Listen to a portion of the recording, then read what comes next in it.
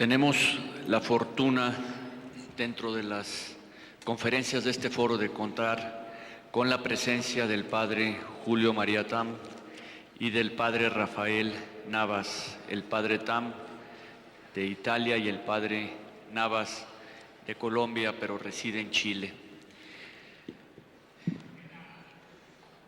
San Agustín habla de dos ciudades, una es la ciudad de Dios, otra es la ciudad del hombre.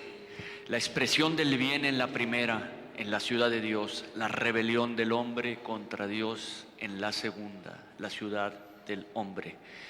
Ese alzamiento del hombre contra la ciudad de Dios es una verdadera revolución y el tema de este interesante panel, y sin más preámbulos, pasaré a cederle la palabra al padre Julio María Tam.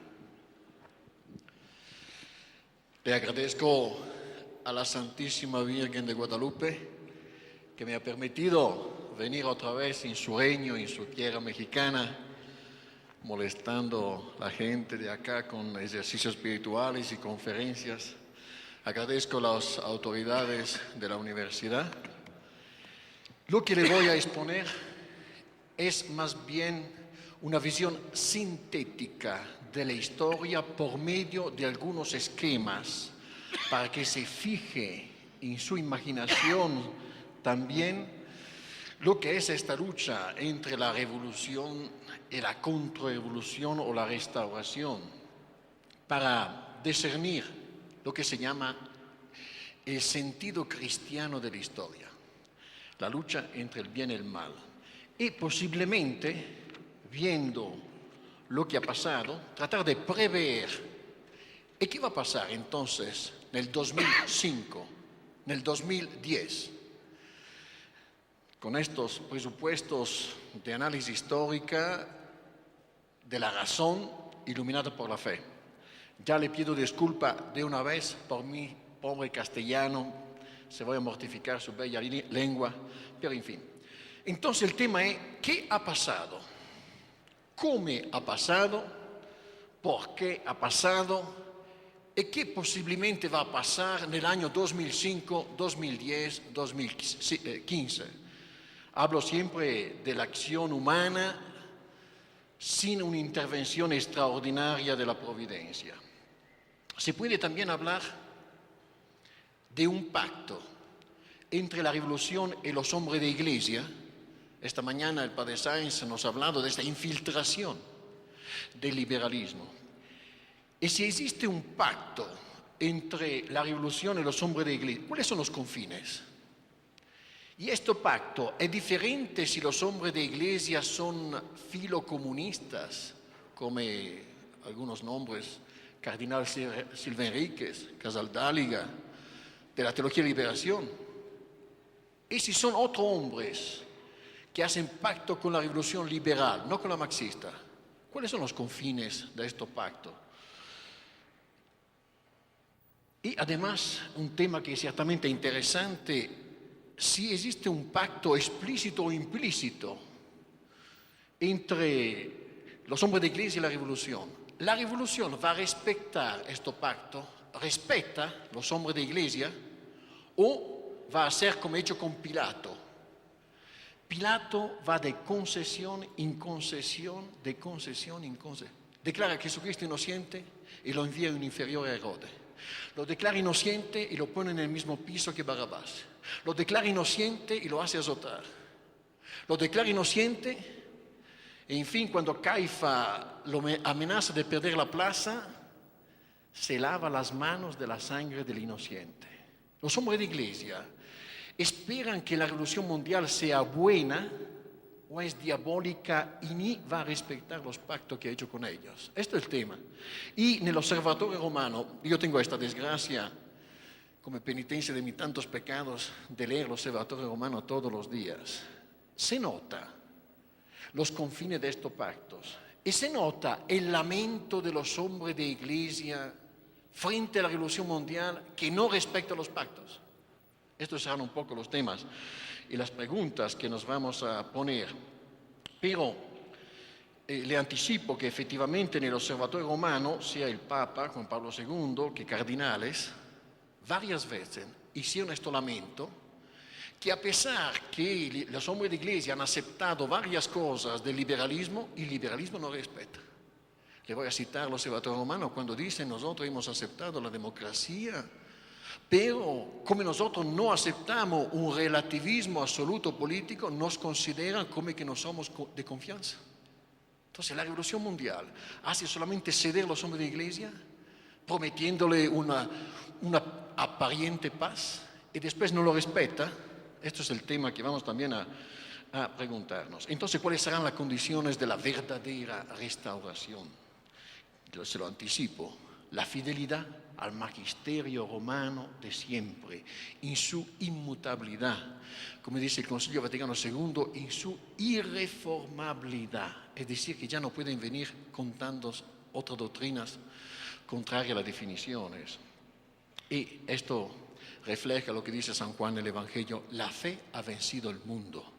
La única condición para vencer la revolución mundial es la fe, la fidelidad al magisterio romano, cueste lo que cueste. Como ustedes en esta tierra de cristeros han visto hombres dar la sangre para afirmar la fe contra la revolución callista que quería desarraigarlas de esta tierra, de esta patria mexicana. Cierto que en todos estos cuadros que vamos a ver también tiene algo de paradójico. La paradoja es que Dios existe y que el mundo esté en esta situación. Que Dios existe objetivamente y que la iglesia esté pasando por esta pasión. Entonces, quiero ya adelantarle que el verdadero problema, con lo que hemos escuchado esta mañana por el profesor Guido, cuando nos hablaba de filosofía, el verdadero problema está ahí. O la verdad objetiva, con todas las consecuencias religiosas, políticas, social y económicas, y es nuestra cristiandad, nuestra civilización que ya existió, o el relativismo con todas las consecuencias religiosas, políticas, sociales y económicas. Usted va a ver que el choque entre la revolución y la iglesia se puede resumir en estas frases. Entonces empezamos con estos esquemas. Tenga mucha paciencia, a veces serán esquemas muy sumarios, pero teniendo otra ocasión podemos analizarlo punto por punto. Cada punto, por supuesto, merece un aprofundimiento, tiene eventualmente libros que le permiten de profundizar. Le repito que a mí me interesa darle a usted ahora una visión sintética. Empezamos con el primer esquema, entonces sí, por favor. Lo que se puede considerar el esquema, el sentido cristiano de la historia. Bueno, antes que todo, la existencia de Dios, la Santísima Trinidad. Y uno debe considerar como Dios existe en la pacífica posesión de su felicidad. En este momento, Dios vive esta felicidad divina. Esto debe darnos mucha paz por medio de la vida interior, la vida de gracia, la vida de oración. Porque en las tempestades que vamos a ver en la historia, la barca y las tempestades, si usted une su alma a la paz divina que está encima de nosotros en este momento, nada le puede afectar. De paso, le recuerdo que Santa Teresa en el castillo interior habla de 7 moradas. Dice: usted no es solamente un cuerpo, usted es un alma. Y su alma tiene 7 moradas. Todo el fin de la vida es entrar cada vez más en estas 7 moradas hasta esta paz divina que ni las tempestades de la historia pueden molestar. Pero seguimos. Dios es amor. Lo tenemos por revelación en el Nuevo Testamento, Deus caritas est. Y la filosofía dice: bonum diffusivum sui. El bien quiere derramarse. Y a un momento misterioso de su existencia divina, Dios crea afuera de sí. Y ahí empieza la historia. Pecado, los ángeles, estos seres inteligentes, superiores a nosotros, pero libres. Entonces, con capacidad de decir sí o no a Dios. Y no estoy a explicarle el pecado de los ángeles. Cuando Lucifer, viendo tantos dones que Dios le había hecho, en lugar de reconocer probablemente Dios como causa, y él de ser un ser por participación, el profeta Isaías dice, quiso hacerse un trono en las alturas y ponerse igual al Altísimo. El pecado de los ángeles, un pecado de soberbia. Y la tercera parte de los ángeles, según el Apocalipsis, la serpiente se arrastró la tercera parte de las estrellas, se transformó en demonios. Después, nuestro Padre Dios, la Trinidad, crea al hombre.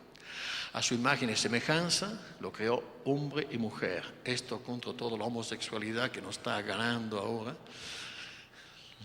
Por ser imagen de Dios, Dios creó al hombre a su imagen y semejanza, lo creó hombre y mujer. Pero ahí también, siendo un ser libre, quiere Dios una prueba de amor. Es cierto que la prueba de amor es solamente un acto libre. Usted tiene un canto mexicano que lo dice, tiene una filosofía del amor que es muy bien expresada en los cantos antiguitos de folclore mexicano, el canto que dice, qué bonito amor, y dice al final, pudiendo dar tu amor a otros, me lo has dado a mí. Así Dios hace con el hombre, lo deja libre de decir sí o no, porque cuando el hombre le dice sí, Dios se siente amado. Por esto nos deja terriblemente libre, pero Satanás, Lucifer, ve esta libertad del hombre y la utiliza para hacer pecar a Adán. ¿Y lo tenta? ¿Cómo? Con la soberbia. Usted será como Dios. No voy a insistir, me gustaría hablarle más tiempo de esto. Pero en fin, por nuestro esquema de la historia, después del pecado original empieza un periodo de tinieblas de la historia. Una era, la era precristiana, que si uno mira los libros de historia, nota algunas características, entre otras, cultos satánicos. A Roma tenía el culto de los dioses, la Minerva, Júpiter. En Grecia, los misterios de Eleusis. En Egipto, las pirámides, la Esfinge. Aquí en México, el culto al sol. El demonio se pone como un filtro entre el hombre y Dios. Y en la Escritura se dice, creían de dar el culto a Dios y daban culto a los espíritus caídos, dice San Pablo. Entonces se ve el mundo antiguo perder la idea de Dios y empezar a dar un culto cultos satánicos. Le anticipo que es muy interesante estudiar cómo era la humanidad ante la venida de Cristo, porque ahora que se descristianiza el mundo, usted va a ver estos monstruos que Jesucristo ha encadenado a la cruz, descadenarse. Cultos satánicos, hoy. Pero no satánicos porque está el diablo, porque son falsas religiones, testigos de Jehová, protestantes, por todos lados, ni la cristiandad. Estos monstruos se descadenan. Otra característica, paso rápidamente, histórica, sacrificio humano. A Roma tenía la Rupetarpea, que además era una diosa. Si un hijo era enfermo, si era una hija, el romano podía tirarla por ahí, no tenía importancia su alma inmortal, no le daban importancia. Si usted lee el Antiguo Testamento es muy difícil, no vaya leyendo el Antiguo Testamento solo, necesita una explicación. Usted ve que Dios le pide a Abraham de sacrificar a Isaac. Y usted no lo comprende porque usted tiene 2000 años de refinamiento del Nuevo Testamento. Y en aquel entonces, todos los pueblos, Jebuseos, Eteos, Filisteos, Cananeos, hacían cultos al diablo sacrificando a los hijos. Otra característica, y hoy sale con la ley del aborto. Entre un brujo que en África sacrifica un niño al diablo y un médico a Milán, en Italia, ahora que han legalizado la ley del aborto, que en la sala aséptica de un hospital mata a un niño con el aborto, no tiene ninguna diferencia. Póngale un hueso en la nariz al médico y parece ya un brujo. Están haciendo, vuelven los monstruos. Esclavitud, derecho de propiedad, encima de un otro hombre, vida de muerte. Y ahora vuelve a otra esclavitud, que es la televisión. una colonización de los espíritus, el pensamiento único. Alguien esta mañana ha hablado diciendo que los gulag soviéticos son menos peligrosos de los gulag liberales. Sí, porque los gulag liberales no tienen guardias, no tienen prisiones, tienen televisión que te encadena. En fin, vamos a ver entonces cómo el gráfico de la historia tiene esta caída e empieza todo este tiempo precristiano, pero Dios es Dios, Dios es amor. Y Dios no renuncia a la Santísima Trinidad, a su plano de amor, y cuando llegará la plenitud del tiempo, Dios sabe el cálculo que tiene Él del tiempo, la encarnación de nuestro Señor. El Mesías anunciado después del pecado original, y ahí, usted no estoy a comentarle, usted conoce la vida de Cristo, el sacrificio de la cruz. Los apóstoles San Pedro y San Pablo se van a Roma, centro religioso, político, mundial. Pío XI dice que tiene una preordinación divina en escoger Roma como el centro de la cristiandad. Tiene la persecución de los cristianos. Satanás no quiere soltar Roma, como dice el Papa León Magno, maestra de error, se va a volver maestra de verdad. Pero con 3 siglos de persecución ya empieza la cristianización. Y ahí, muy interesante, por lo que estudian derecho, estudiar el cambio en la historia del derecho romano al derecho romano cristiano. Como se prohíbe. El emperador Constantino, 313, que da la paz a la Iglesia, pero solamente el edicto de tolerancia. Será el emperador siguiente, Teodosio el Grande, con el edicto de Tesalónica, que declara la religión católica religión de Estado. Esto es el acto histórico, político más importante, porque también las naciones reciban la gracia de Dios, que reconozcan a su Dios. Y toda la doctrina de la Quas Prima de Pío XI, del 1925, que será mojada esta encíclica justamente por la sangre de los cristeros, el año siguiente. Y bien, empieza la cristianización. No le estoy a comentar toda la obra de los padres de la Iglesia, San Agustín, San Basilio, San Ambrosio, para hacer una síntesis entre la filosofía griega y la revelación. Son 2 cosas universales que nadan arriba de los acontecimientos históricos de la Grecia o de la Palestina. El valor universal de la filosofía griega es destinada a todos los hombres, descubierta por Sócrates, Platón, Aristóteles, sí. Pero es la manera universal de pensar. Y la revelación. La filosofía griega, hasta dónde la razón humana puede llegar, y la revelación. Lo que Dios nos va a decir, que por la razón es inaccesible sin una revelación. Esta síntesis la hacen los padres de la Iglesia. Tiene toda la obra de San Benito con sus monasterios, estos siglos que se deben estudiar, siglos escondidos. Es como la catedral, cuando usted ve una catedral muy, muy bonita. El arquitecto sabe que para que pueda quedar de pie la última piedra arriba en el techo, necesita muchas piedras de fundación que puedan sostener estos pesos. Estos son todos los monjes, todos los santos de estos siglos de cristianización de la Europa. Y se llega al siglo XIII, para ser muy rápido, que se puede considerar el apogeo del cristianismo. El mismo Papa León XIII, en la encíclica Immortale Dei, dice: fue un tiempo en el cual la filosofía del Evangelio gobernaba las naciones. No solamente el florecimiento de santos, San Tomás de Aquino, San Bernardo, Santa Catalina da Siena, San Domingo de Guzmán. Cuando la sociedad es profundamente católica, los niños crecen bien.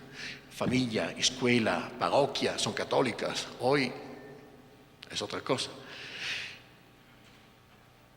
Estado católicos, del cual el jefe del Estado a veces es santo: Santa Enrique Emperador, San Luis de Francia, San Ferdinando, Santa Isabel de Hungría. Uno no se imagina hoy el Bush, el Chirac. Bueno, ya cambió la sociedad. Pero recordamos la palabra de León XIII: la filosofía del Evangelio gobernaba las naciones. Y ahí el primer problema histórico. ¿Y por qué el gráfico de la historia, como usted ve en la pantalla? En lugar de subir y conquistar la Asia, la África, la Australia, la América, extender la Iglesia Católica, esta sociedad divina que debe llamar a todos los hombres en su seno. ¿Y por qué no continúa su obra? Misteriosamente, no tengo el tiempo, yo hago una hipótesis, se la anuncio como hipótesis, probablemente porque en aquel momento algunas personas, como Lucifer, que Dios deja libre, como Adán, como la Virgen, que con su sí cambió la historia, el fiat. En lugar de decir sí a Dios, dijo no a Dios. ¿En qué? Yo tengo una hipótesis personal que es personal, entonces no le doy ninguna importancia científica. Probablemente en aquel momento la Trinidad pedía a algunas personas muy importantes una exaltación histórica de la Santísima Virgen y no la hizo. La resistencia a la gracia es siempre causa de las derrotas. ¿Y por qué se puede decir esto? Se lo anticipo. Porque Dios no renuncia a su plano de amor y ahora que estamos en las tinieblas del siglo XXI, Dios pero anuncia el triunfo de la Virgen a Fátima. Al final el corazón inmaculado triunfará. ¿Hubiera sido esta la condición? ¿Quién sabe? Se lo dijo así. Seguimos con la historia, que la historia es una ciencia. Bueno, se ve un grande cambio de la historia. A un cierto momento se ve un grande cambio de mentalidad, la revolución humanista, el Renacimiento. Se pierde el amor a Dios, Dios que era el centro, la sociedad teocéntrica, teocrática, y se pone el hombre, humanismo, al centro. Se pierde la tensión por la vida eterna, el amor al sacrificio por ganar la vida eterna, y se empieza a gozar, a buscar los goces de la vida por esta cultura humanista que exalta la naturaleza. Voy muy rápido. La misma revolución humanista, con 2 siglos de revolución cultural, engendra la revolución protestante. La misma revolución protestante, lo vamos a ver en detalle, engendrará la revolución liberal. Y la revolución liberal engendra la revolución socialista. Hecha estas revoluciones, lo vamos a ver con 3 principios: libertad, igualdad, fraternidad, que desgraciadamente están ahora urgiendo a la puerta de la iglesia, intentan de entrar hasta en la iglesia, tratando de alterar la doctrina católica. Y por esto se puede hablar de una revolución en la iglesia que estamos viviendo con el Concilio Vaticano II, y se está ya anunciando al horizonte el fine último, como alguien dijo hace un momento.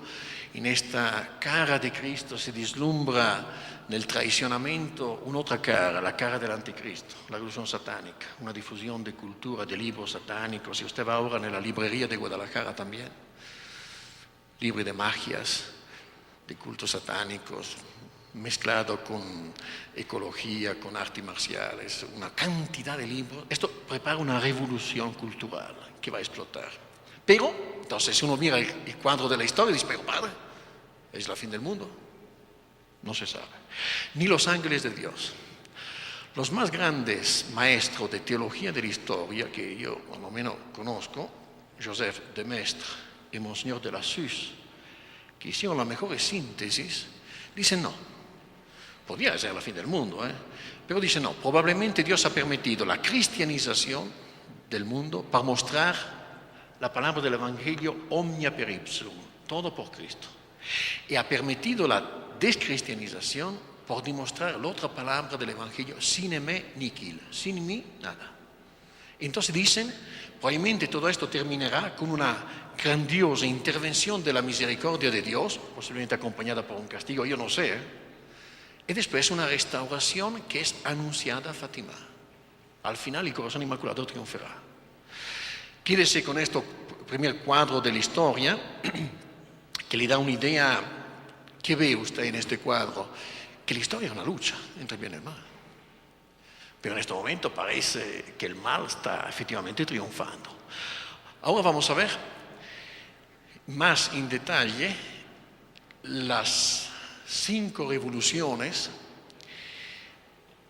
porque es lo que más de cerca nos toca.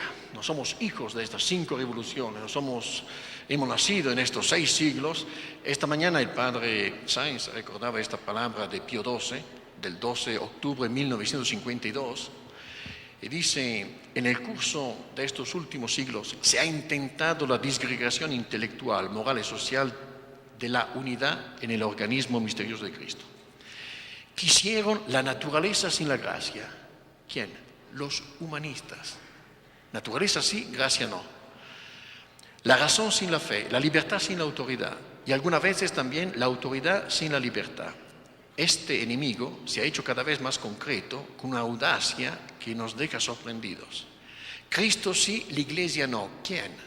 Los protestantes, la revolución protestante. Después, Dios sí, Cristo no. ¿Quién? Los liberales. Toda la crítica de Voltaire a la resurrección de Cristo. Entonces, si Cristo no es Dios, el Estado no puede reconocer la religión católica como religión de Estado. Separación del Estado de la Iglesia. El fin de la revolución liberal. La laicidad del Estado. E infine el grito impío, Dios ha muerto. O más bien, Dios nunca ha existido. Y aquí la tentación de edificar la estructura del mundo, mundialismo, sobre unos cimientos que nosotros, sin ninguna hesitación, señalamos con el dedo como los principales responsables, siempre Pío XII, de la amenaza que pesa sobre la humanidad, una economía sin Dios, un derecho sin Dios, una política sin Dios. Yo pediría a las autoridades de la universidad que esta frase de Pío XII, en algunas líneas nos da la historia de la revolución. La naturaleza sí, la gracia no, revolución humanista. Cristo sí, la iglesia no, revolución protestante. Dios sí, Cristo no, revolución liberal. Dios ha muerto, revolución marxista.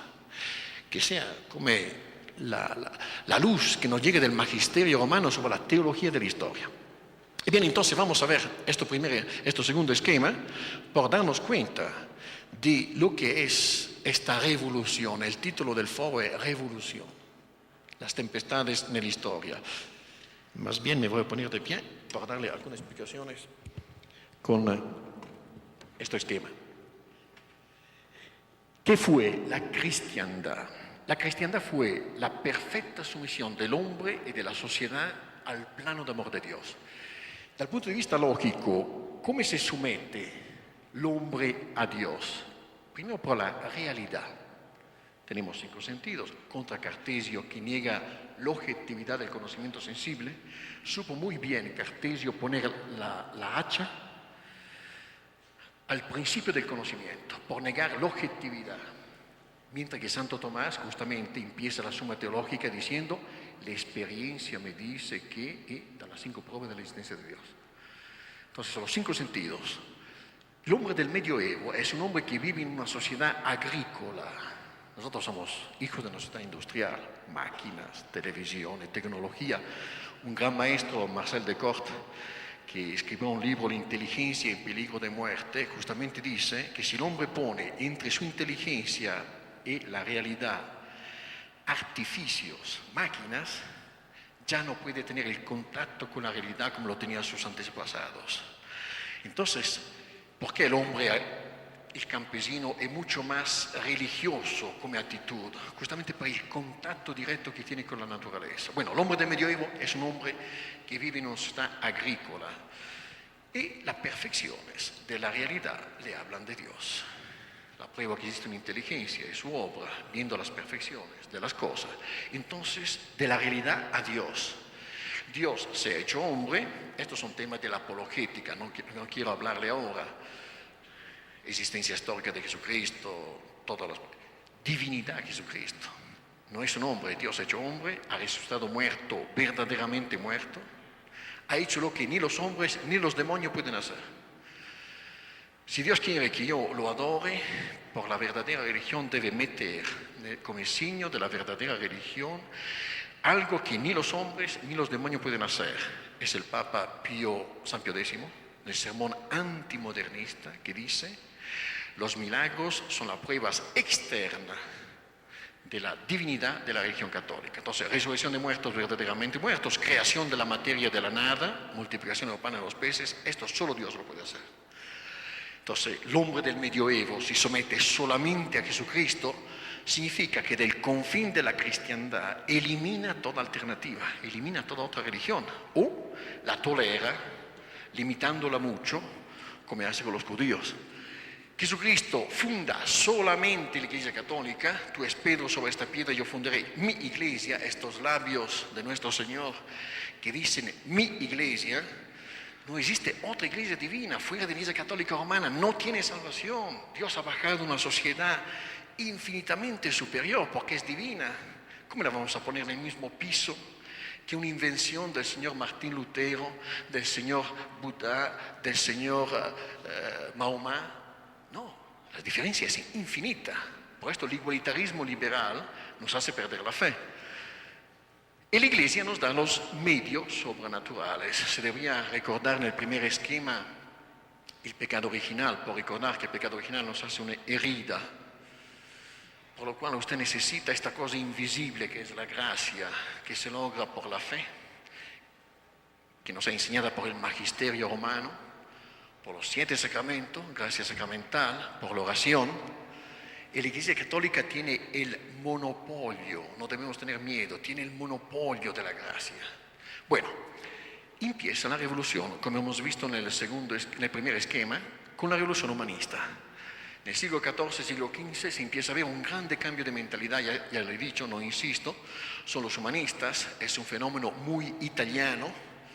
Ahora voy a tocar vacas sacras, Dante, y le digo Dante porque René Guénon, un esotérico, escribe el Dante esotérico, porque ciertamente Dante escribió un montón de cosas muy bonitas, pero escribió también unas cosas muy peligrosas.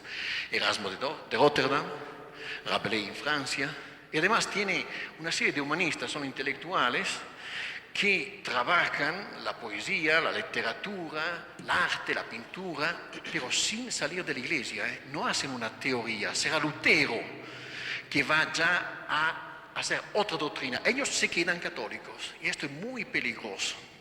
L'úlcera del Renacimiento, l'úlcera del humanismo, dice Monseñor de la Suze, es lo más peligroso por la Iglesia Católica porque no hace una doctrina, pero trabaja las tendencias, la exaltación de la naturaleza. Si usted ve los humanistas, por ejemplo, Erasmo de Rotterdam, empieza a burlarse de las órdenes religiosas. Boccaccio, otro humanista italiano, esto ya muy bajo como autor, llega a decir, por esto se llamaba Boccaccio, mala boca, son más útiles las prostitutas que las religiosas en una sociedad.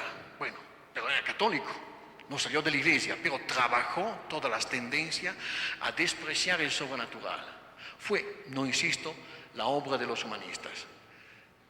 2 siglos de cultura humanista engendra un tal cambio de mentalidad en Europa que un sacerdote católico, porque Lutero era un sacerdote católico antes, en el 1517, hace explotar entonces el grande cambio doctrinal. Después de haber trabajado las tendencias, la Europa, por la inteligencia diabólica que dirige todo esto, ya está lista para romper con la doctrina. Y Lutero, si queremos ver el otro punto, 1517, toma su pluma e introduce la libre interpretación de la escritura. Dice, no es el Papa que debe interpretar la escritura, no son los papas, no es el magisterio romano.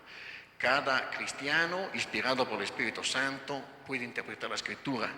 Entonces empieza a decir la confesión no, el Papa no, la Virgen no, pero introduce un principio de destrucción o de división del mismo protestantismo, porque entonces inmediatamente sus discípulos dicen, ¿sabe qué, Lutero? A mí el Espíritu Santo me ha dicho que debo interpretar de otra manera que tú. Entonces empieza el calvinismo, Melanchthon, Zwingli, todas las sectas protestantes.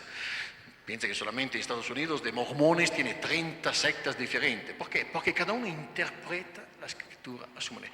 Comprender lo que significa la interpretación por los papas de la escritura, esto es la condición de la unidad de la Iglesia, del Alaska al Japón, de la Suiza a la Sicilia.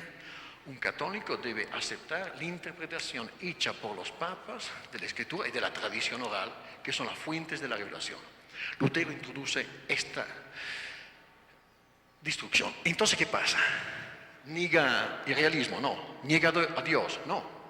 Niega a Jesucristo. El protestante escolástico admite la divinidad de Jesucristo. Niega pero ya la Iglesia Católica. Inventa una nueva religión. La Europa en este momento es cortada en 2 pedazos.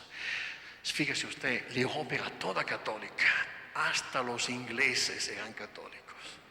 qué unidad tenía enorme, se había levantado el reino social de Cristo. Bueno, seguimos, el mismo protestantismo, pero ¿por qué el protestantismo provoca el liberalismo? Si usted quiere profundizar el primer pasaje de la Revolución Humanista, la Revolución Protestante, lea el libro de Villoslada, Las orígenes humanistas del protestantismo, nella edición Bach, está como un capítulo grandísimo nella storia della Iglesia de la Bach, Villoslada Montalbán. Y si usted quiere ver las relaciones entre Revolución Protestante y liberalismo, lea el libro de Max Weber, Ética Protestante y Capitalismo Liberal. ¿Qué hace Lutero, entre otros? Entre otros, Lutero reintroduce l'idea dell'Antico Testamento che il bienestar económico es un signo della benedizione di Dio. Es cierto que en el Antiguo Testamento era así, por esto que Jesucristo cambió todo. Cuando Dios le dice a Abraham, sal de Ur, ¿qué le promete a Abraham? Muchos camellos, muchas vacas, cosas materiales, porque en aquel momento el hombre no podía entender. Cuando Jesucristo nace en un establo, vive pobre, carpintero, predica las bienaventuranzas, bienaventurados los pobres, entonces Caifa, que queda con la idea del Antiguo Testamento del poder material por conquistar el mundo, espera un Mesías materialista, lo rechaza. Y cuando Lutero reintroduce esta idea del Antiguo Testamento, que el bienestar económico es una bendición de Dios, se ve especialmente en el calvinismo, en el puritanismo que se van a instalar en Estados Unidos, un desarrollo de mercantilismo, la época del mercantilismo. Y como dicen varios autores, usted no puede entender Estados Unidos sin esta religión protestante, esta filosofía del bienestar económico como signo de la bendición de Dios. Porque si el bienestar económico es un signo de la bendición de Dios, comercio, comercio, comercio. Entonces, trate de ver en esto autor, Max Weber, Ética Protestante, Capitalismo Liberal, la relación. ¿Cuál es el fin histórico del liberalismo? Negar la realeza, no. Negar a Dios, tampoco. Son deístas. En fondo es la revolución masónica. En algunas partes de la masonería se reconoce el grande arquitecto del universo, pero ya niegan a Jesucristo. El fin histórico de la revolución liberal, dicha francesa, como decía muy bien Pío XII, porque es la revolución mundial, explotó violentamente en Francia, pero ya había explotado en Estados Unidos algunos años antes con la Declaración de los Derechos del Hombre. El fin de la revolución liberal es decir que Jesucristo no es Dios, no se lo puede reconocer. Todo el trabajo de la enciclopedia de los filósofos, Voltaire, le repito, los libros de Voltaire que niegan la resurrección de Cristo, para decir, bueno, si la religión católica no es cierta, ¿cómo el Estado va a ser confesional católico? Laicidad del Estado, separación del Estado de la Iglesia. Entonces, es el fin histórico de la revolución liberal, la laicidad del Estado. Pero al interior de la misma revolución liberal se produce lo que nosotros conocemos como revolución comunista, pero al principio se llamaba socialismo. ¿En qué? Con el principio de la igualdad. La revolución liberal hace la igualdad religiosa, política y civil. La Declaración del Derecho del Hombre dice, todo hombre tiene derecho a la práctica pública de cualquier religión y cualquier idea. El límite, la tranquilidad pública. No vas a gritar después de las 10 de la noche porque la gente debe trabajar, dormir, etc. Pero al interior de la misma Revolución Francesa, Robespierre a un momento empieza a criticar y diciendo, pero ¿por qué?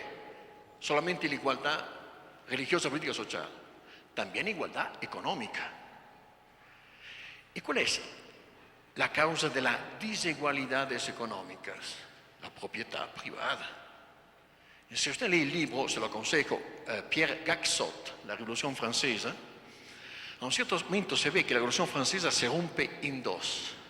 Girondinos, liberales, y jacobinos, comunistas ya.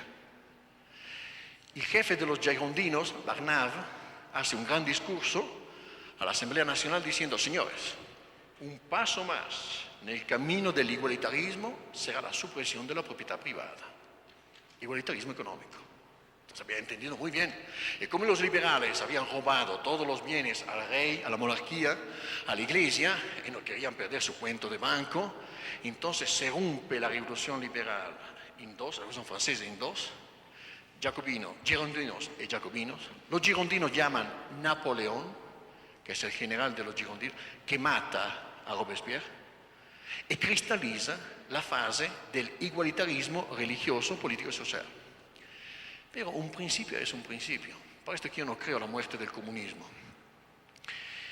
Y ya en la historia del comunismo, usted sabe, empezó Sorel, Blanqui a teorizar el socialismo romántico, socialismo utopístico, porque era muy peligroso en un contexto liberal teorizar la supresión de la propiedad privada.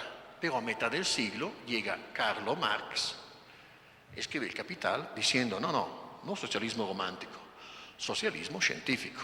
Se puede constituir una sociedad con l'igualitarismo económico, suprimiendo la propiedad privada.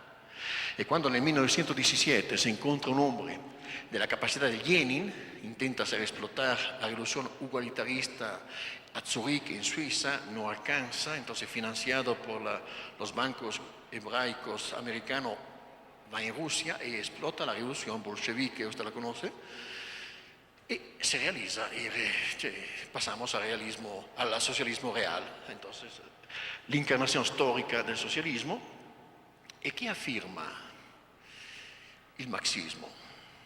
Su tarea histórica. Fíjese que muchos de los grandes jefes comunistas son también filósofos. Lenin escribió libro de filosofía, Stalin escribió libro de filosofía. Es el ateísmo.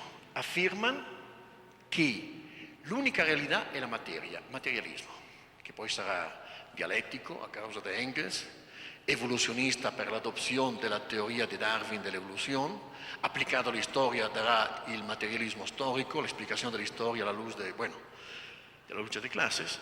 ¿Y usted qué ve? Y también,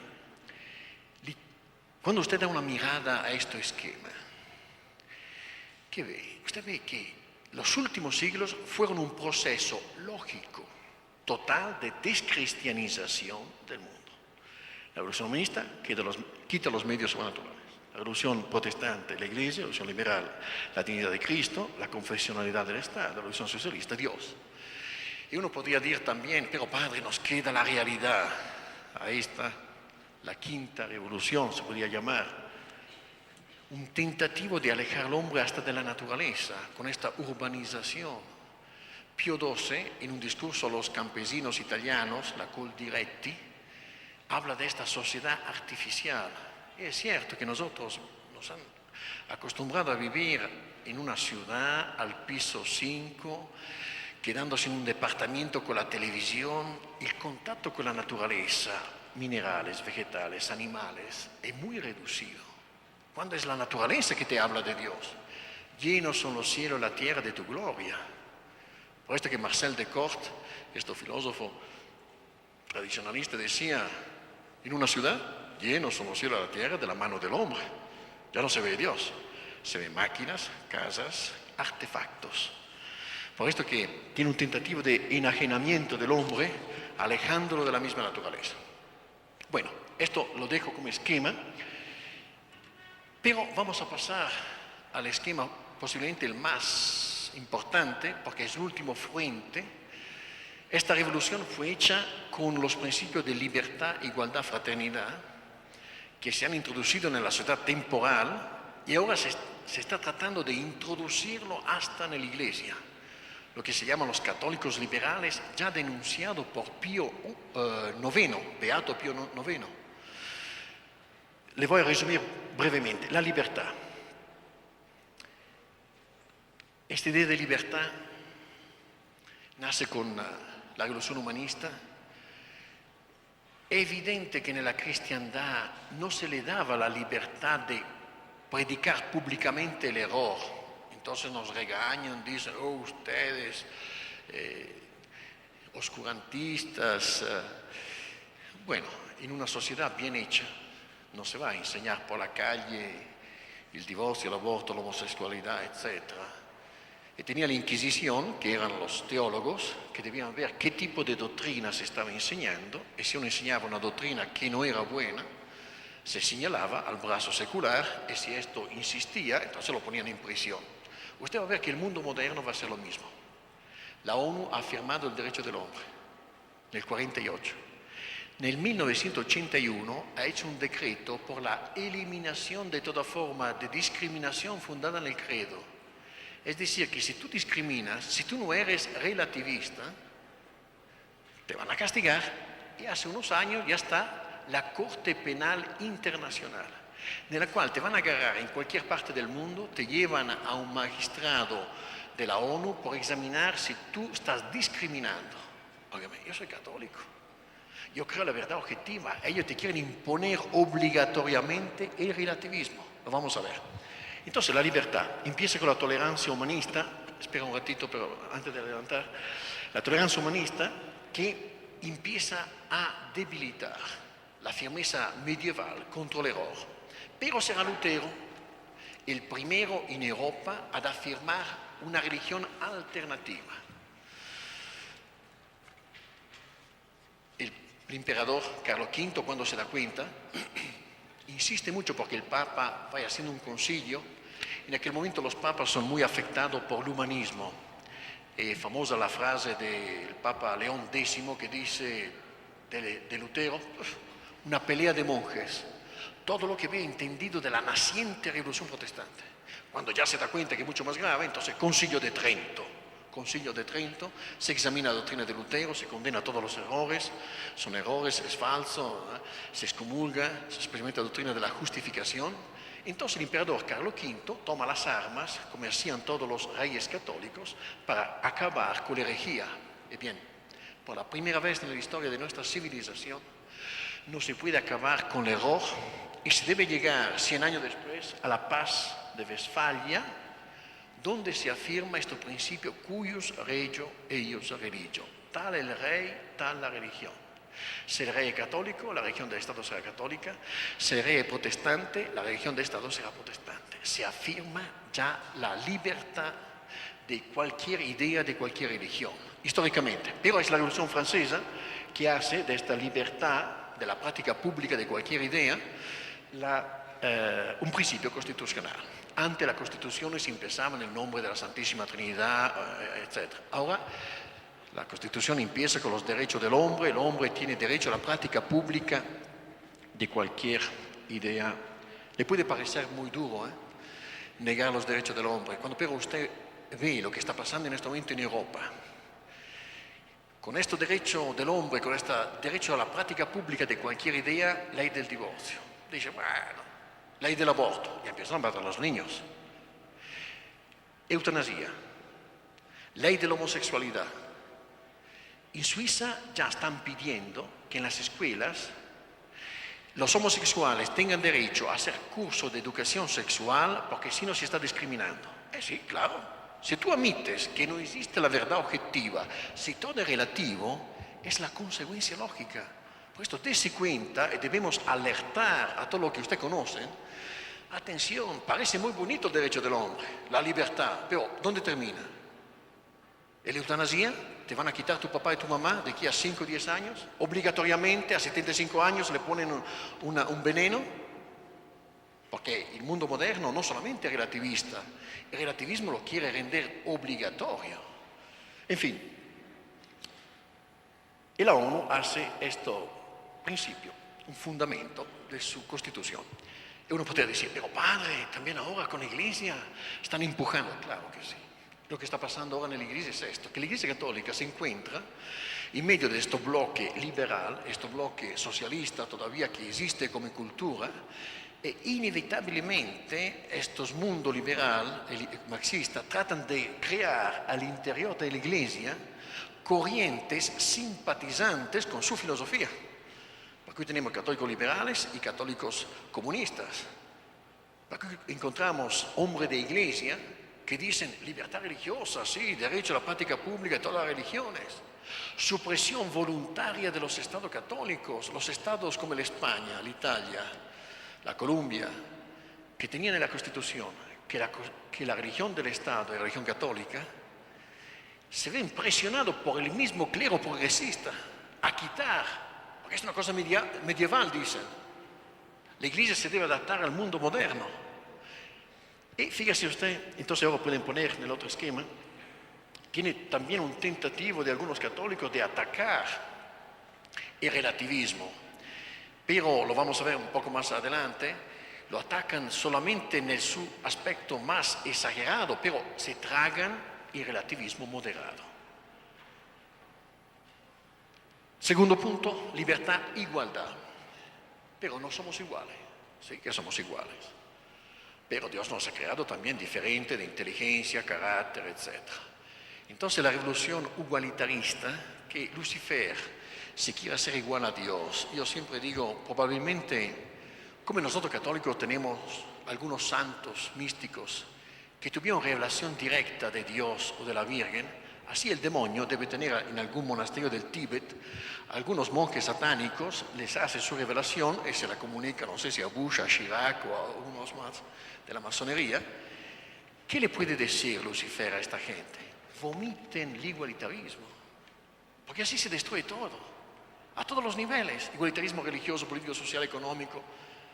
Si Dios ha creado un mundo jerárquico, para destruirlo es bastante vomitar el igualitarismo.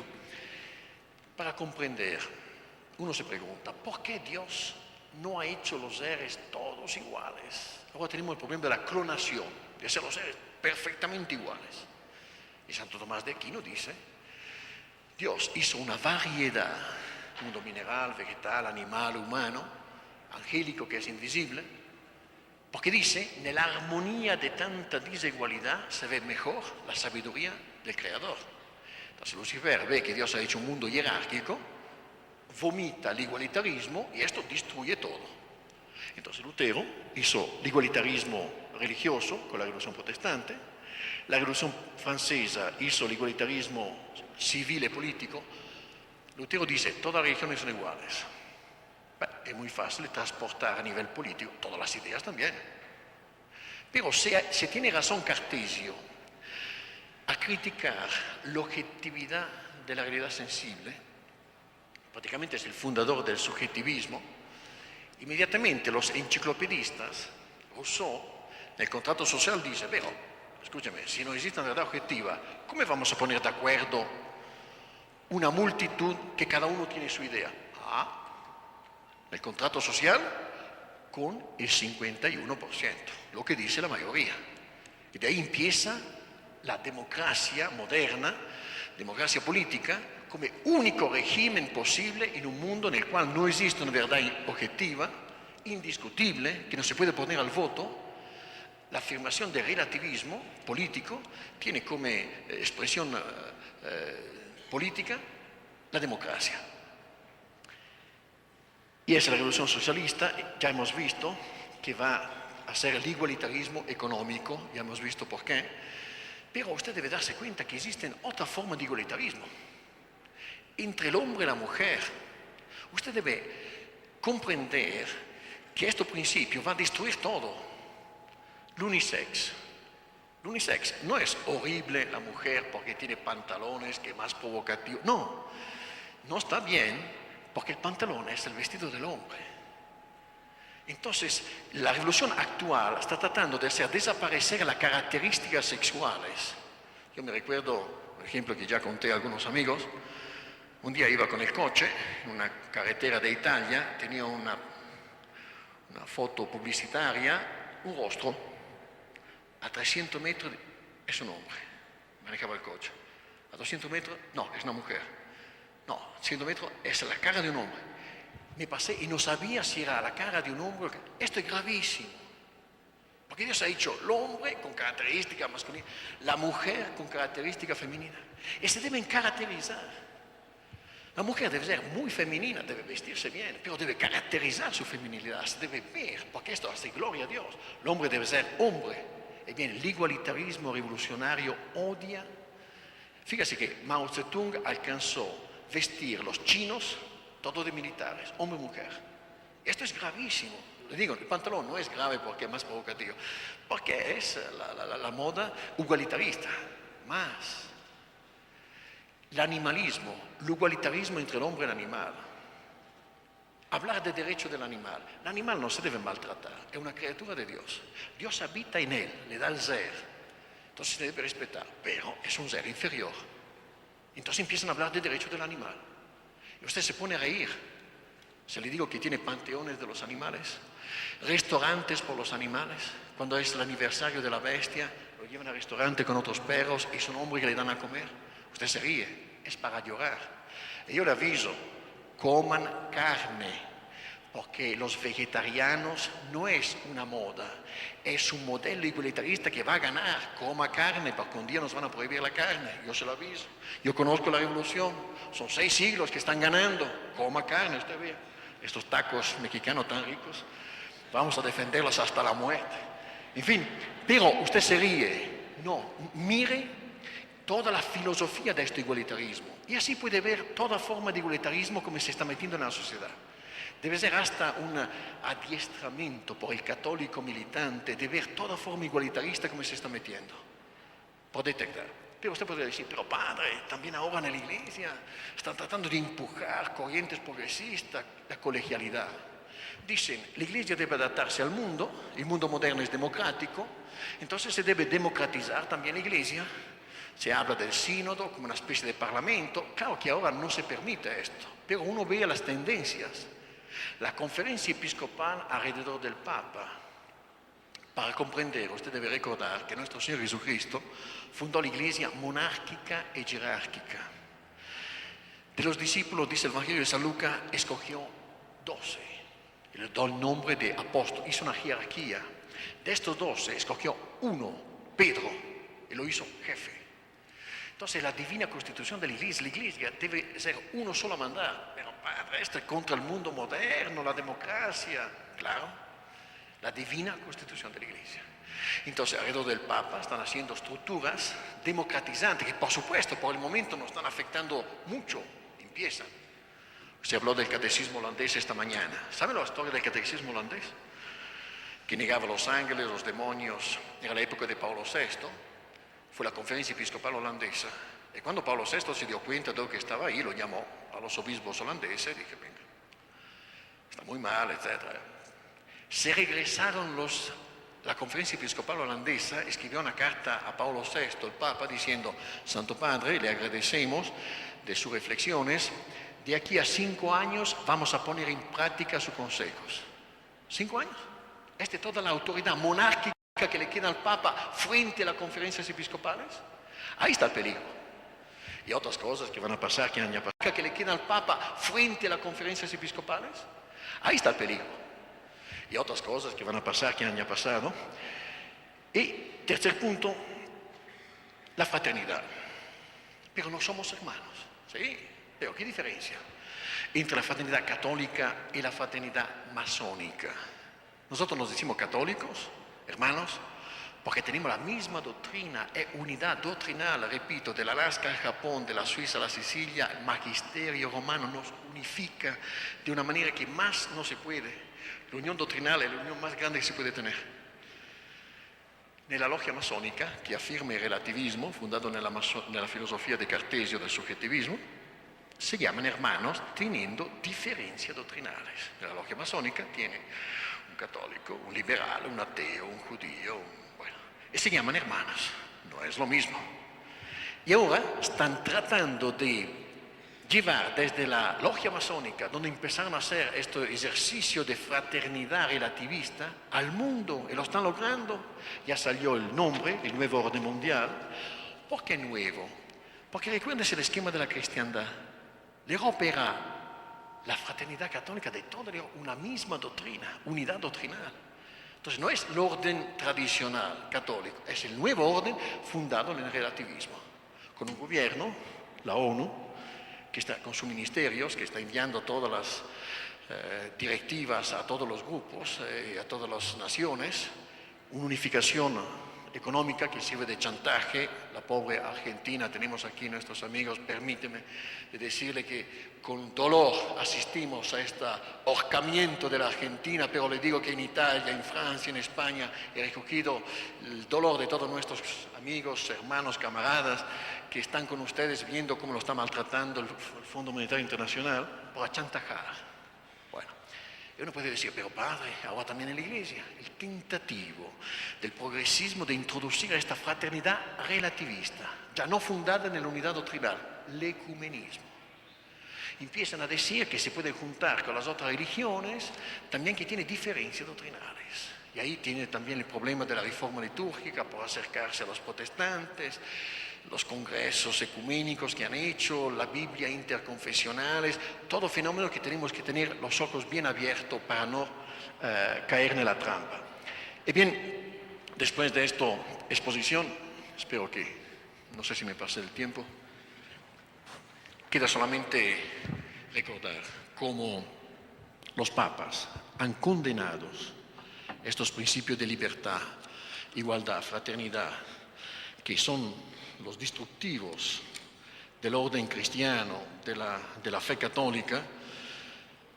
En algunos libritos que están a su disposición lo pueden conseguir estos textos.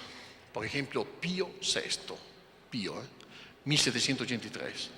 Falsas doctrinas. Uno de los primeros decretos de la Asamblea asegura a cada individuo la libertad de pensamiento y de su manifestación pública. Pío VI, el Papa. Siempre el Papa Pío VI, 1791, ya explotó la Revolución Francesa, esta libertad, que no solo asegura el derecho de no ser molestado por sus propias opiniones religiosas,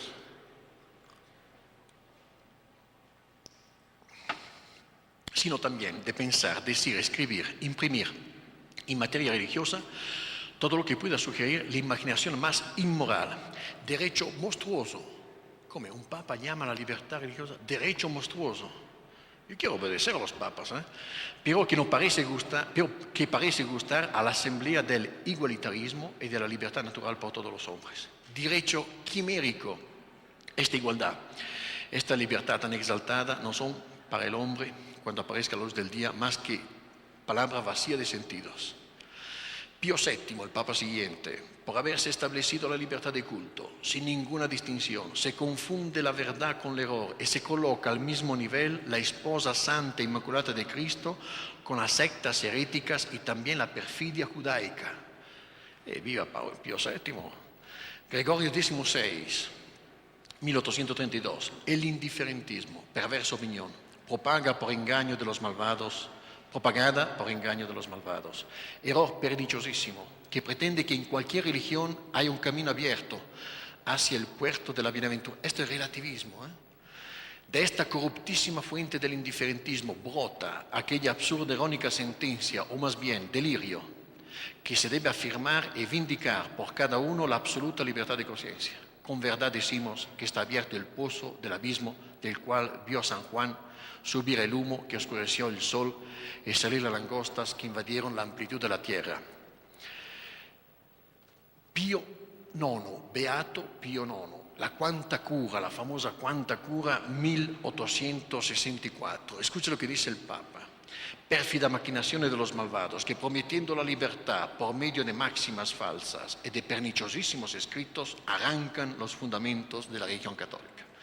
No faltan hombres que aplicando a la sociedad el impío absurdo principio del naturalismo demandan imperiosamente que la sociedad humana se constituya y se gobierne sin que se tenga en cuenta la religión, como si no existiese, o por lo menos sin hacer ninguna diferencia entre la verdadera religión y las falsas. Además, contradiciendo la doctrina de la Sagrada Escritura, del Magisterio, de los Santos Padres, no dejan de afirmar que el mejor gobierno es aquel en el que no se reconoce al poder la obligación de reprimir por las sanciones de las penas a los violadores de la religión católica, a no ser que la tranquilidad pública lo exija. Y como consecuencia no temen favorecer esta opinión errónea que Gregorio XVI llama delirio, es a saber que la libertad de conciencia y de cultos es un derecho libre de cada hombre que debe existir y ser proclamado y garantizado en toda sociedad bien constituida, y que los ciudadanos tengan libertad omnímoda de manifestar públicamente sus opiniones cualesquiera que sean, de palabra, por escrito, de cualquier otro modo, sin que la autoridad eclesiástica o civil pueda limitar libertad tan funesta. Y ahora, por favor, escuchen el magisterio romano que usa la infalibilidad por condenar la libertad de conciencia, el igualitarismo y la fraternidad.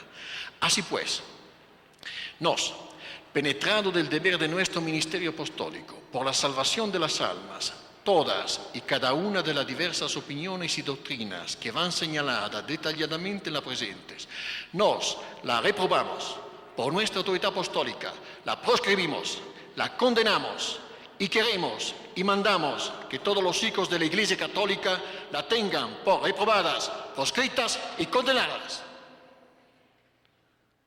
Acepta la libertad religiosa ahora. Acepta la igualdad. Estás afuera de la Iglesia. ¿A quién vamos a desobedecer? ¿Vamos a desobedecer a todos estos papas? 263 romanos pontífices que han enseñado desde el principio la misma doctrina, la unidad doctrinal de la Iglesia. Por esto, a conclusión, digo, la verdadera batalla entre revolución y restauración, en la barca y las tempestades, solamente la fe puede vencer el mundo, dice San Juan. Entonces la fidelidad al magisterio romano, inmutable, irreformable, esta es nuestra fuerza y lo pedimos a la Santísima Virgen, que es la única que tiene el permiso de Dios de aplastar la cabeza a la serpiente. Cuando el pecado original, ¿se recuerda el primer esquema? Dios dice, yo pongo una enemistad entre tu serpiente y la mujer, tus hijos y sus hijos. Tú vas a tratar de morderle el pie, mas ella te aplastará la cabeza. Hermanos, quedamos fieles. Leyendo el libro de San Luis Grignon de Montfort, el Tratado de la Verdadera Devoción, el Montfort sostiene una tesis que no es conocida. Dice que la Virgen hasta ahora no fue conocida. Esta es la razón por qué Jesucristo todavía no reina. Le parecía a uno exagerado, pero mire que lo explica muy bien. Y dice, ahora Dios la quiere desvelar, dar a conocer. Al momento que los hijos de la serpiente toman el poder en el mundo, come que la Santísima Trinidad, yo creo, está preparando una sorpresa histórica extraordinaria. La palabra de Fátima, al final el corazón inmaculado triunfará, nos vislumbra una aurora. Debemos esperar estas luces sagradas de Fátima que nos anuncian una aparición de la Virgen históricamente inimaginable, porque Dios es un ser superior y hace cosas que nosotros seres inferiores, no podemos ni prever, es por naturaleza de las cosas. Entonces preparámonos que al momento que los hijos de la serpiente creen de haber ganado todo hasta tentar de infiltrar la misma Iglesia Católica, la tempestad es muy fuerte, ella, la única que tiene el permiso de aplastar la cabeza a la serpiente, Nuestra Señora de Guadalupe aquí en México, la Virgen de Fátima, es la misma con varios nombres, y bien que nos conceda de poder asistir a este espectáculo, posiblemente acompañado por castigos históricos, de la restauración. La revolución y la restauración como una exaltación histórica de la Santísima Virgen, que es la única Madre de Dios, hija del Padre, Madre del Hijo, esposa del Espíritu Santo, que debe aplastar la cabeza a la serpiente, así sea.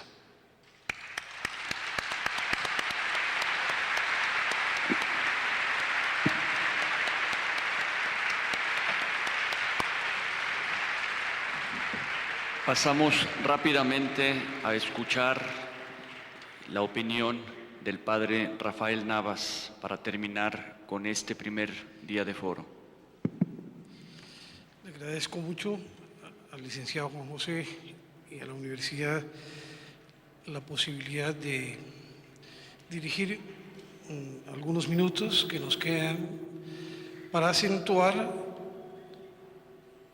uno de los aspectos de esta revolución mundial histórica, como lo muestra el padre Tam, sobre la moral y sus efectos en la vida individual y en la vida social. La revolución, se puede concluir, es una lucha contra Dios. Tiene su origen, lo han mostrado muchos historiadores, tiene un origen satánico. Pero más concretamente, en los efectos de la ley de Dios, en los efectos de la redención, está la victoria de Cristo, y en esos efectos de la redención está el acento en la acción del demonio para destruir, si fuera posible, esa victoria que lo derrotó en la cruz.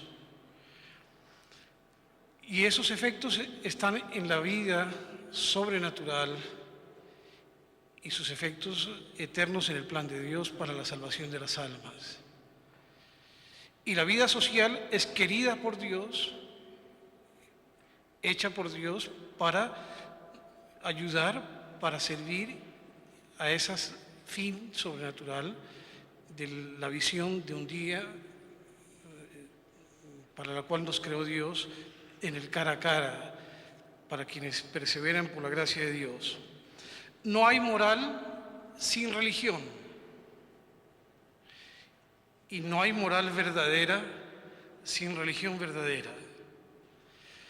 La crisis moral o decadencia moral en que se hunde el mundo, que fue cristiano especialmente, nos muestra un derrumbe, o mejor, una catástrofe, caída de los astros, de aquellos principios que nos deben guiar en la travesía de la vida. Y la fe como fundamento de la moral.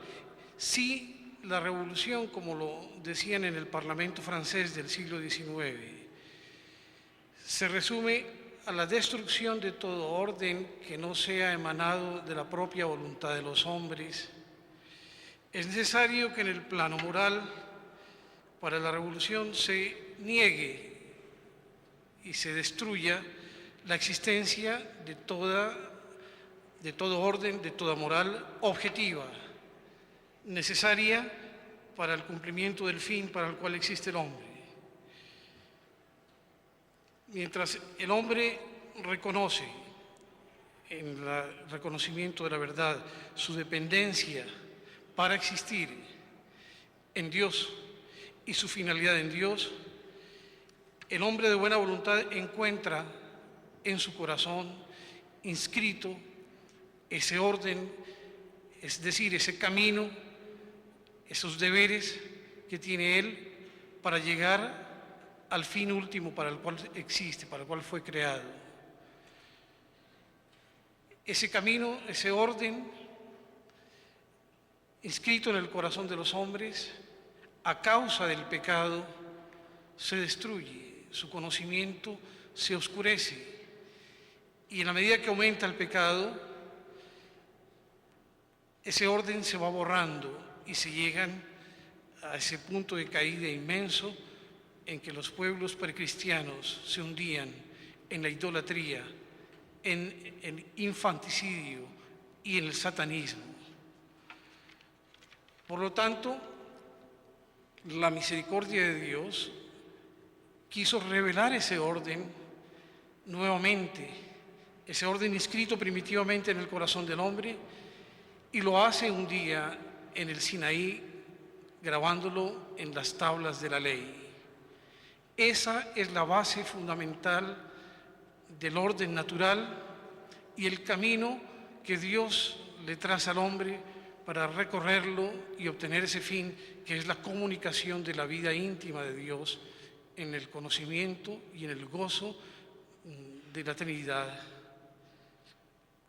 Pero más tarde, en la interpretación de ese mismo orden, las inteligencias de los hombres podían interpretar, desviarse.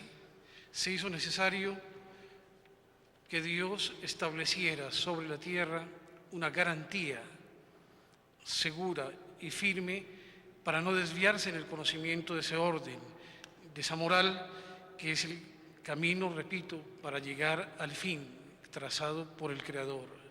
Entonces Dios establece sobre la tierra una institución, un magisterio que goza de su asistencia y es infalible como guardián y con misión de enseñar y de exponer este orden para que los hombres reencuentren el camino perdido por el pecado para su fin último.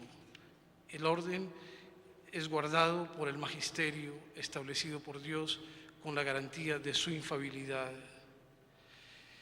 Ese orden se resume en nuestros deberes para con Dios y los hombres, los 10 mandamientos.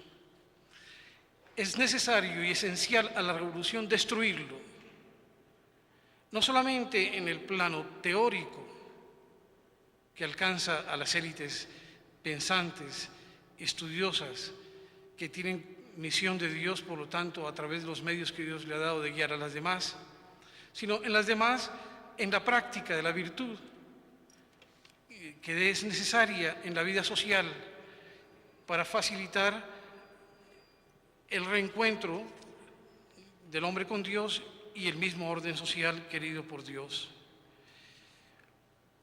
Y esos 10 mandamientos, sus 3 primeros, como lo sabemos, son nuestros deberes para con Dios. Y los otros, nuestros deberes para con nosotros y los demás hombres. Hoy vemos que esos deberes para con Dios no solamente ya han sido descartados y relegados de la vida pública en la imposición del laicismo del Estado en los países que fueron parte de la civilización cristiana cuando ella tuvo su apogeo y se desarrolló en estos países, sino que ya es directamente atacado en el corazón mismo, en la intimidad íntima de la familia y de las personas. El primero, amar a Dios, santificar sus fiestas, no jurar su santo nombre en vano, los 3 primeros. Son oficialmente, legalmente descartados en la vida pública el nombre de Dios, el solo nombre de Dios, sin la identificación como Él se nos revela, Dios uno y trino, desaparece en esta revolución moral y no es más fundamento de las constituciones de los estados. En la medida que pasa el tiempo, hay ciertas leyes y ciertas consignas que se van difundiendo como por arte de magia en los proyectos legales que van presentando políticos en los distintos países que fueron cristianos y políticos de reconocida muchas veces militancia católica, cristiana y obviamente democrática. Se hacen los portavoces de proyectos que se han ido imponiendo en distintas etapas, como la eliminación pública de la celebración de las fiestas religiosas. Esto evidentemente obedece al reconocimiento de los deberes de los gobernantes de garantizar a sus súbditos el cumplimiento, facilitar el cumplimiento de sus deberes para con Dios de la santificación de las fiestas. Distintas leyes aparecen en Colombia, en Argentina, en Chile, en los países que fueron cristianos, para eliminar del calendario laboral del año las fiestas religiosas. Obviamente, después de muchos años de la existencia de estas fiestas, de la celebración que garantizaban la posibilidad de santificar las fiestas, lo hacen bajo el subterfugio de querer promover la industria sin chimeneas, el turismo. Son trasladadas esas fiestas, y no las fiestas civiles, al lunes o al viernes de la semana siguiente o de la semana de la fiesta. Lo que hace perder ya el sentido religioso de la santificación de las fiestas y aumenta el sentido del goce pagano. Santificar las fiestas es reemplazado por gozar el sándwich, como dicen en Chile, o gozar el puente, como se dice en Colombia.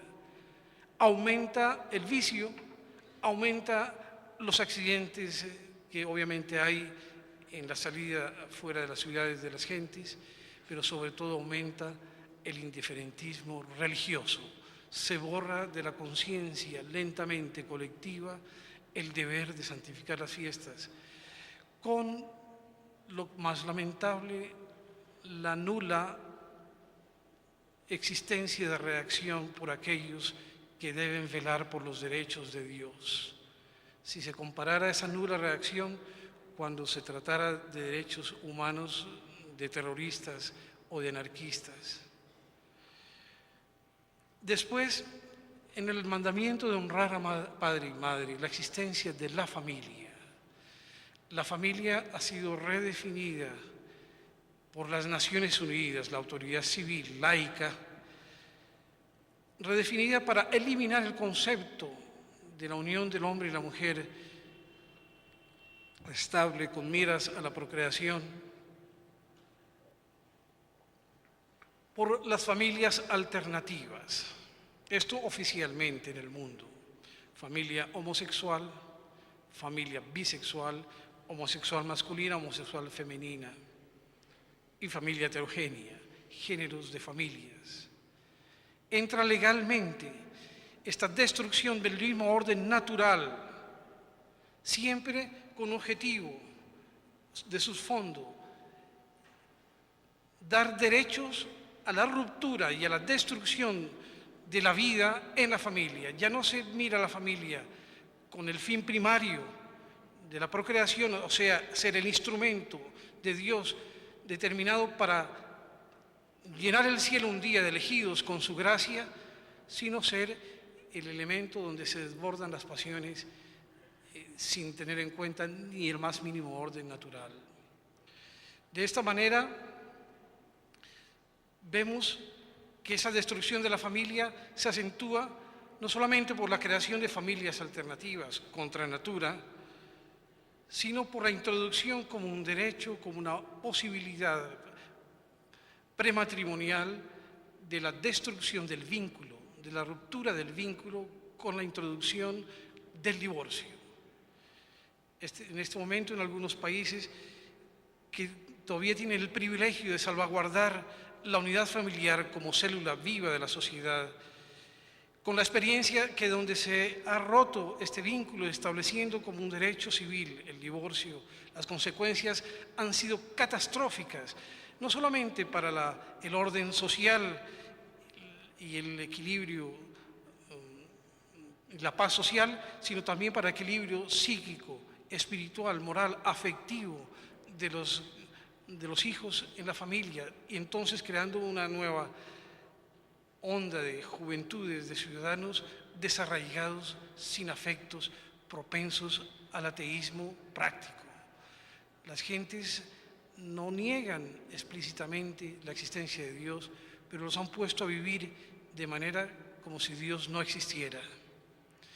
Ese ataque a la familia no solamente se da en ese punto, sino que la razón más profunda es que la familia es querida por Dios, el reflejo de las relaciones trinitarias en el orden natural para ser facilitadores e inducidores de la participación de la vida de la familia, de la vida de las relaciones trinitarias un día. El afecto del Padre representa el afecto de Dios, lo mismo el de la Madre.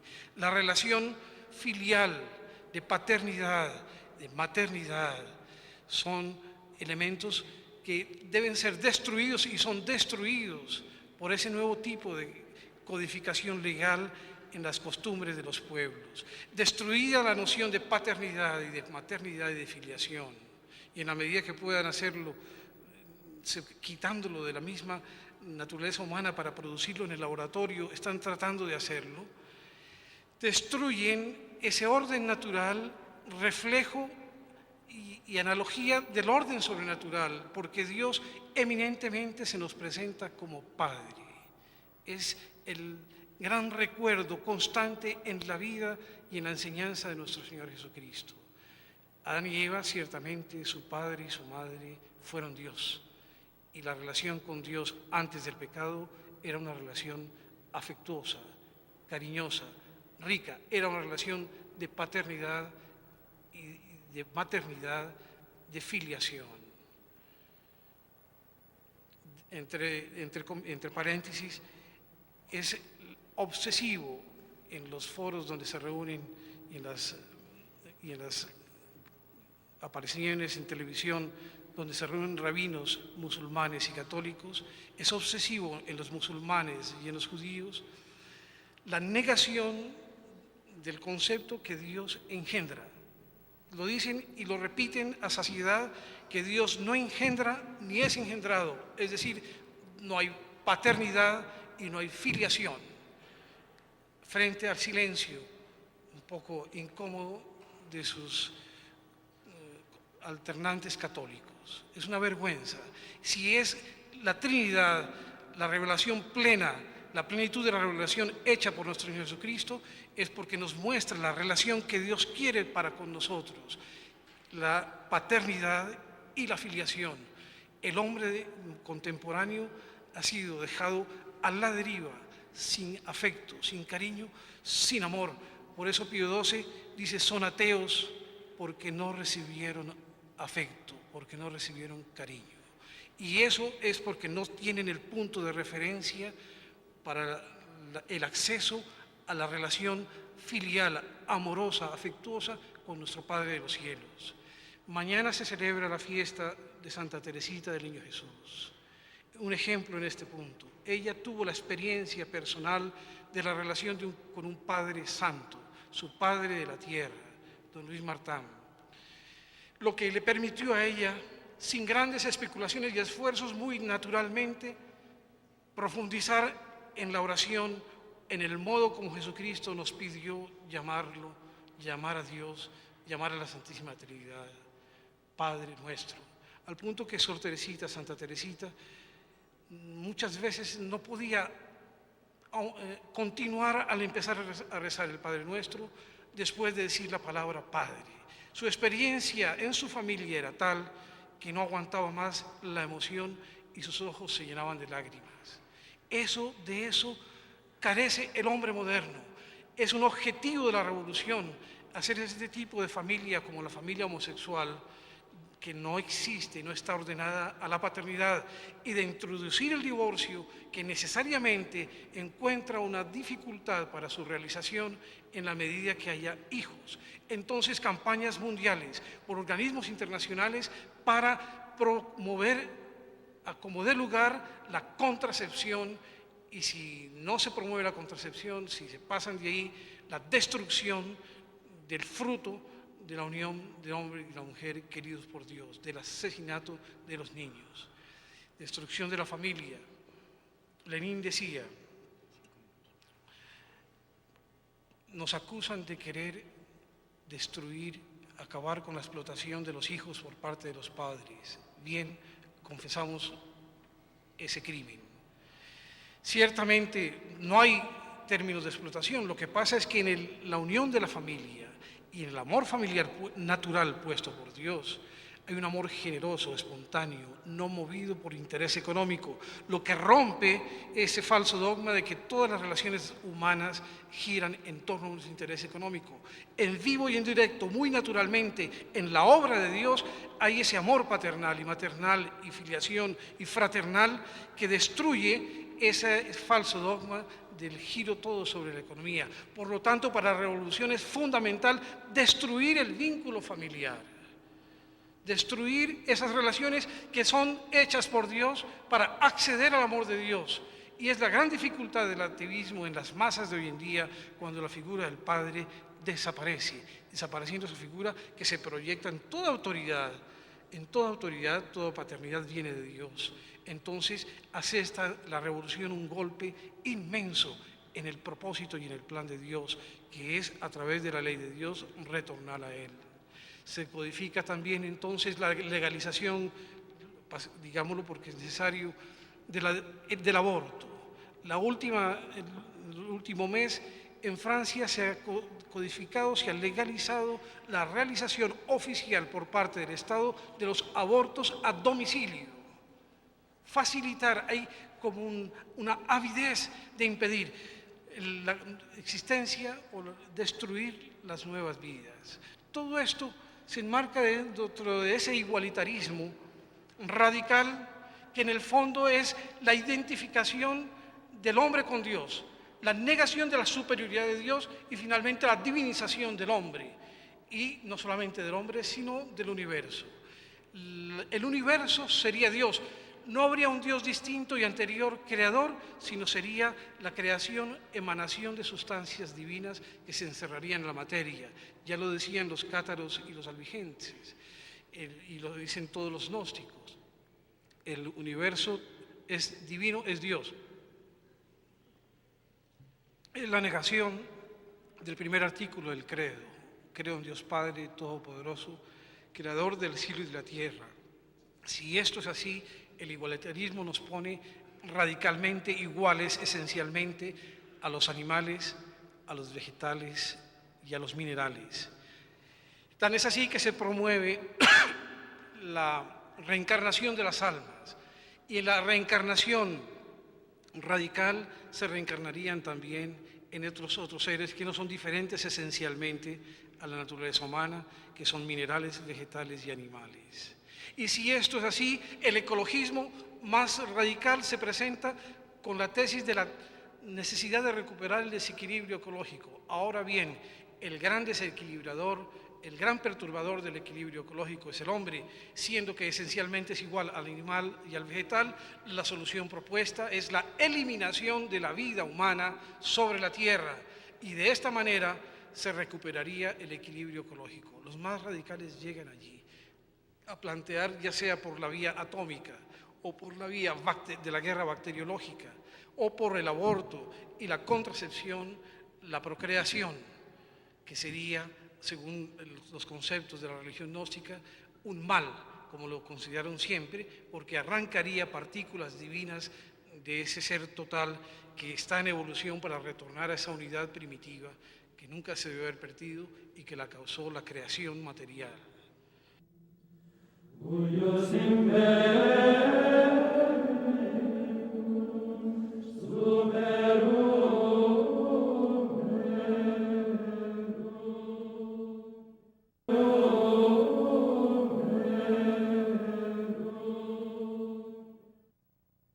Las sociedades son entes morales que como tales no trascienden a la otra vida.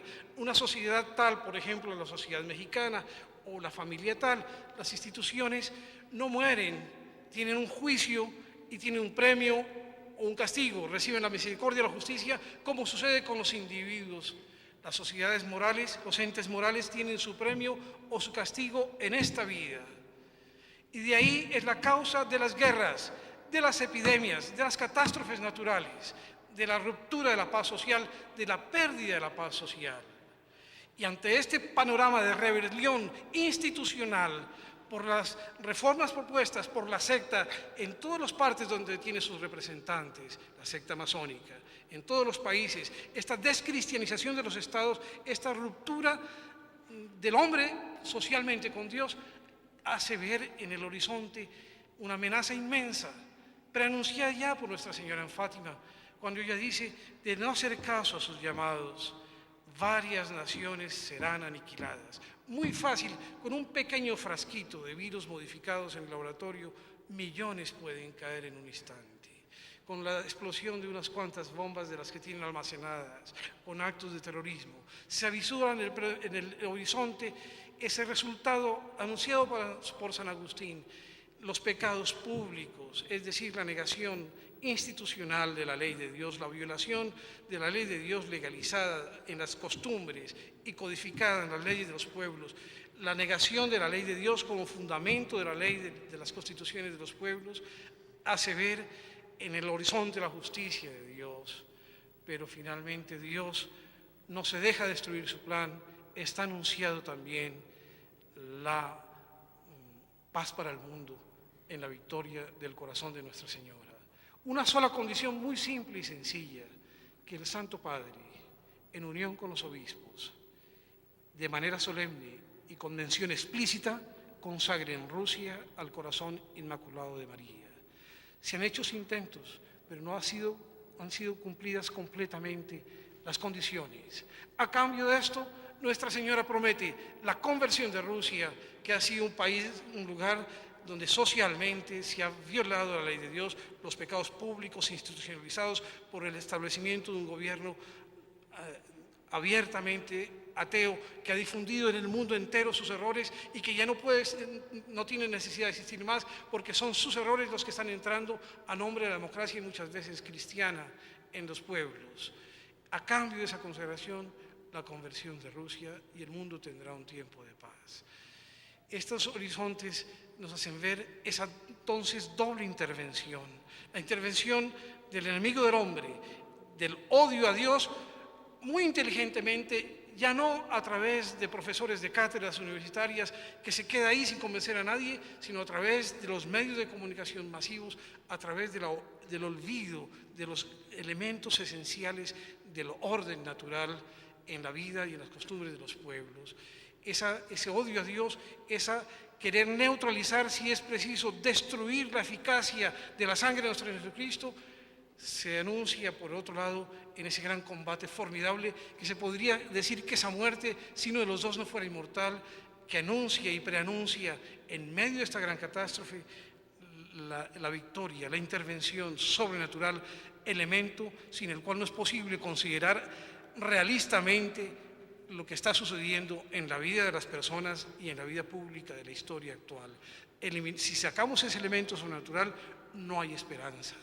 Causa, por ejemplo, horror, y con esto termino, esa ley contra natura que se aprueba en todos los países como una consigna, como otra consigna más de la secta, de legalizar la unión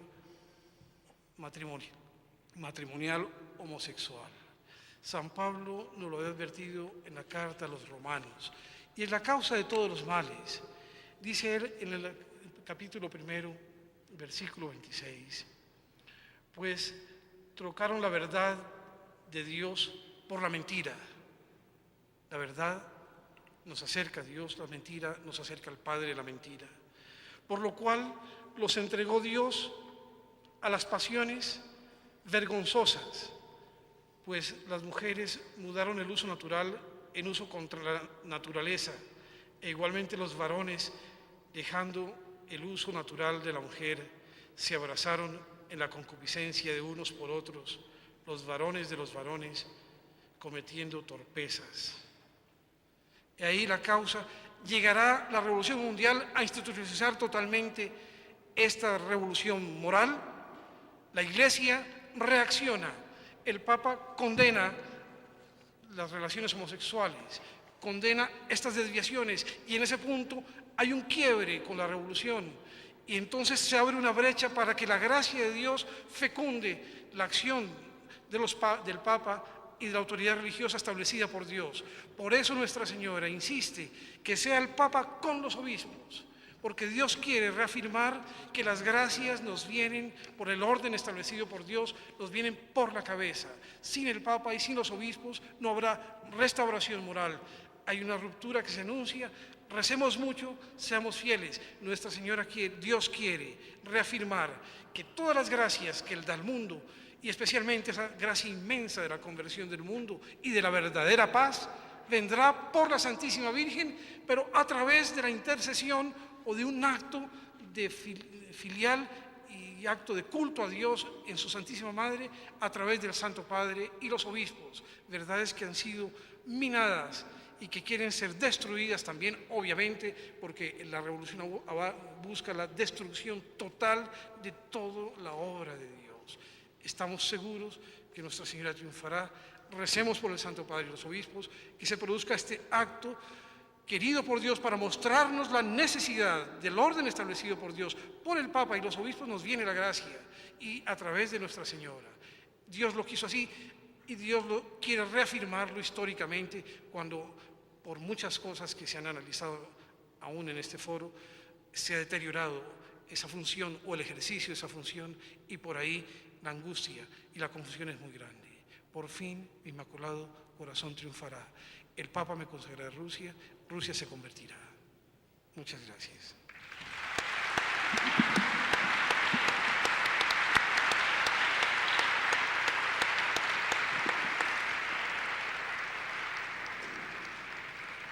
Lamentablemente solo queda tiempo para que aquellos que deseen ir al concierto Música Sacra, que se los recomendamos muchísimo, se puedan trasladar al mismo. Por tanto, no nos será posible leer el resumen. Afortunadamente ha sido muy clara la exposición de los sacerdotes. El resumen, al igual que los otros resúmenes, ya se encuentran en la página web de la universidad, en www.uag.mx. Ahí pueden entrar a Fe y Ciencia, ahí estarán los resúmenes de las conferencias de todo el día de hoy, incluso de este último.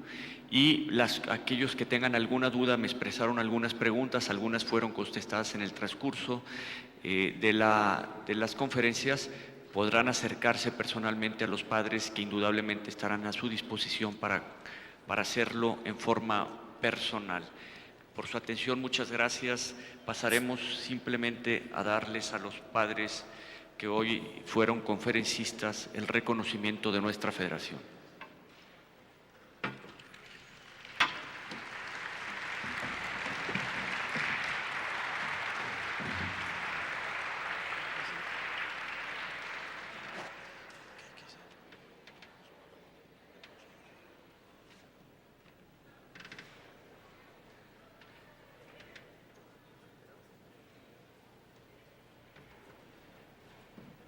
La Universidad Autónoma de Guadalajara y la Federación de Estudiantes de Jalisco otorgan el presente reconocimiento